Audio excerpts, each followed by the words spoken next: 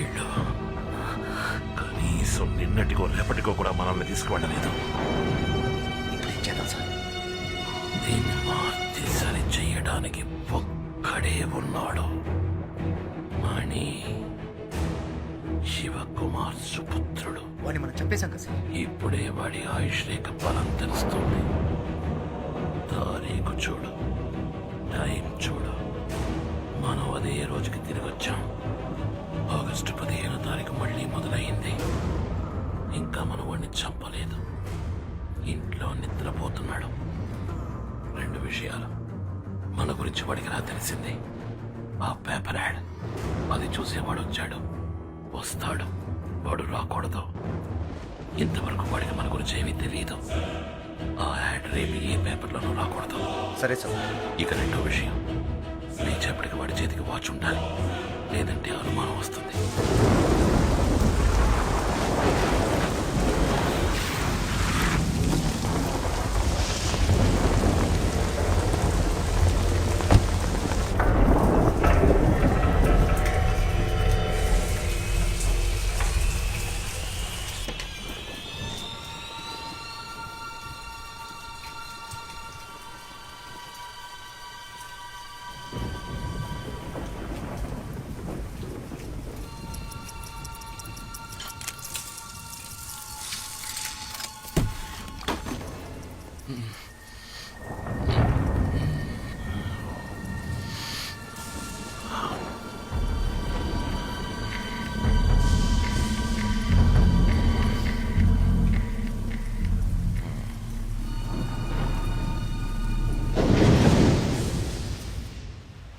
August 15 మన సిటీలో మాత్రమే కాదు, ఇండియా మొత్తం ఇండిపెండెన్స్ డేని సెలబ్రేట్ చేసుకునే విధంగా ఈ రోజు ఎన్నో కార్యక్రమాలను ఆర్గనైజ్ చేస్తారు. ఇల్లాలి అక్రమ సంబంధానికి ఆదరణ తెలిపిన భర్త. థూ! వీళ్ళలో ఎవరిని కొంటే ఎవరు ఫ్రీ? ఎవరైనా మనకు ఓకే.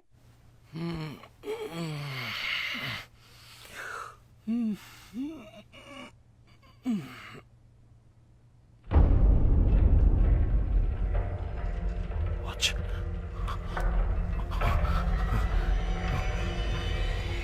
ఏమైంది?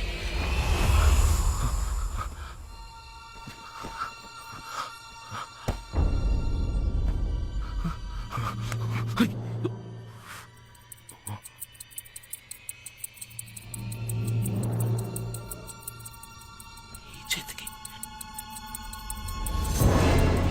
ఎలా?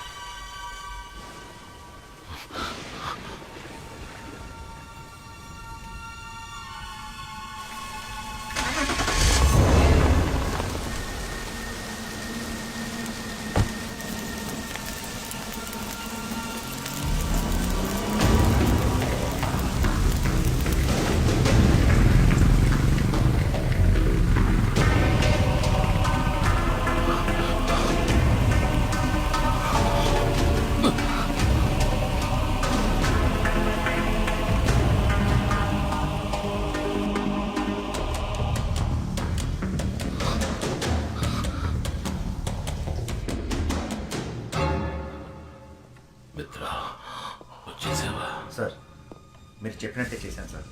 వాడు నిన్ను చూశాడా? లేదు సార్. వాడు నిన్ను చూస్తే ఇన్నేళ్లు మనం పడ్డ కష్టం వృధా అయిపోతుంది. ఖచ్చితంగా తను నన్ను చూడలేదు, కానీ నేను తన్ని చూశాను. తన చేతికి మీరు తయారు చేసిన వాచ్ నేను తీసుకొని చూశాను. అది పనిచేస్తుంది. ఆశ్చర్యం ఏంటంటే తను చూడడానికి అచ్చం మీ పోలికలతోనే ఉన్నాడు సార్.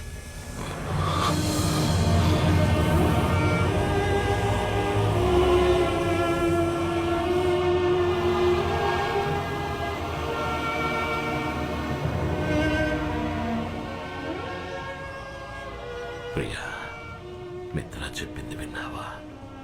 మన బిడ్డ అచ్చం అలాగే ఉన్నట్ట. రూపంలో వాడు నన్ను పోలినా పర్వాలేదు, కానీ వాడి జీవితం నాలా ఉండకూడదు. అందుకే వాడు ఇక్కడే ఉంటున్నాడని తెలిసి కూడా వాడికి దూరంగా ఉంటున్నాను.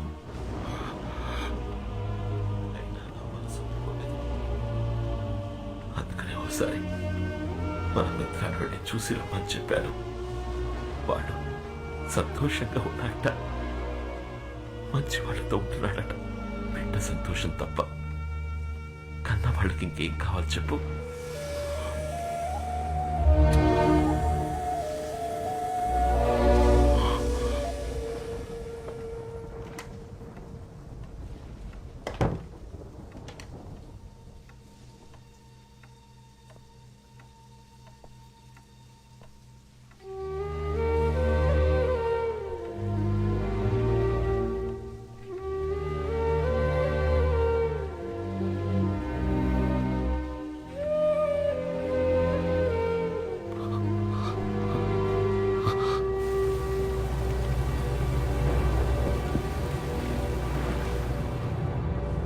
అదేనా సార్, వాడు వాచ్ పెట్టుకునే చేతికి కాకుండా మార్చి పెడితే ఖచ్చితంగా నన్ను ఫాలో అవుతూ ఇక్కడికి వస్తాడని అంత కరెక్ట్గా చెప్పారు.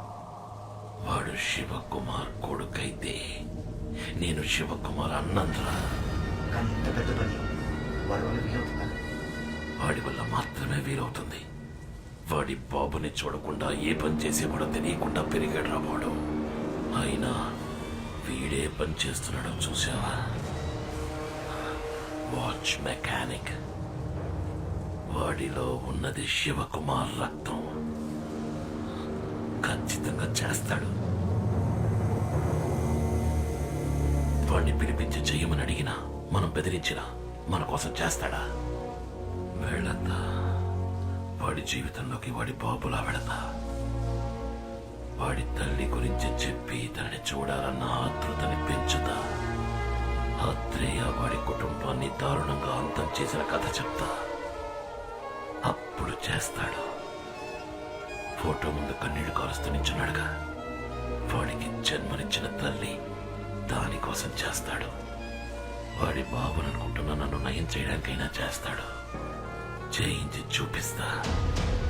మిత్రా, ఆ వాచ్ని కట్టుకుని ఎవడైనా దాన్ని ఉపయోగించుకోవచ్చు, కానీ ఆ పని చేయకుండా నాకు అనుకూలంగా ఉపయోగించుకుంటా. చూసి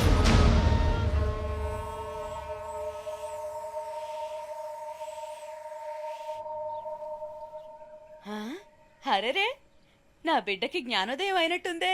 ఏ రోజు లేంది ఈ రోజు ఉదయాన్నే 6 గంటలకు లేచి కూర్చున్నాడు. దిష్టి చుక్క పెట్టాలి, నా దిష్టి తగిలేలా ఉంది. రే, ఏమైందిరా మణి? ఏమైందిరా? కళ్ళలో నీళ్ళేంట్రా? ఏమైంది?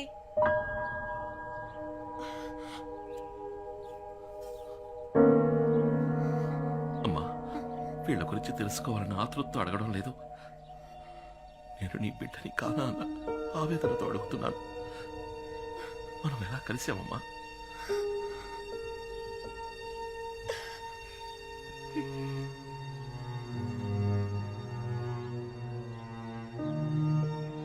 ఈయన మీ నాన్న.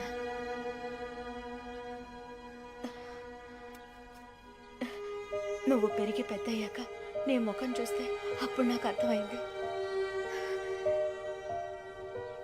నిన్ను నా చేతుల్లో పెట్టి నా జీవితాన్ని మార్చేసిన వారు మీ నాన్న. మనం ఎవరని అడిగావు కదా, చెప్తాను. ఊర్లోనే చాలా పెద్ద కుటుంబం మనది.